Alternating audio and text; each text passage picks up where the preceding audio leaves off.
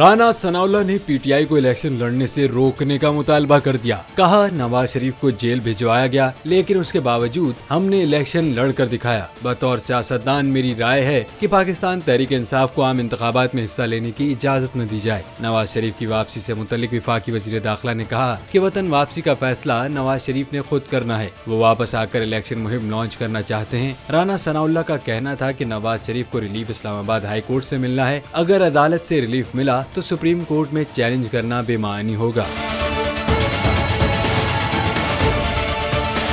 वज़ीर दाखिला ने कहा कि 62 F1 के हवाले से कानून साजी हो चुकी है। रिलीफ सिर्फ नवाज शरीफ को नहीं और लोगों को भी मिलेगा। नवाज शरीफ के इलेक्शन में हिस्सा लेने से पार्टी को फायदा होगा। वो चौथी मरतबा वज़ीर आज़म बनकर तारीख रकम करेंगे। असेंबलियों की मुद्दत के हवाले से अपने ख्यालात का इजहार करते हुए राना सनाउल्लाह ने कहा कि असेंबलियों की मुद्दत के बाद निगरां सेटअप आएगा। अक्सरियत की राय है कि आइन के मुताबिक असेंबलियां तहलील हों। इलेक्शन कमीशन शेड्यूल देने में आज़ाद है।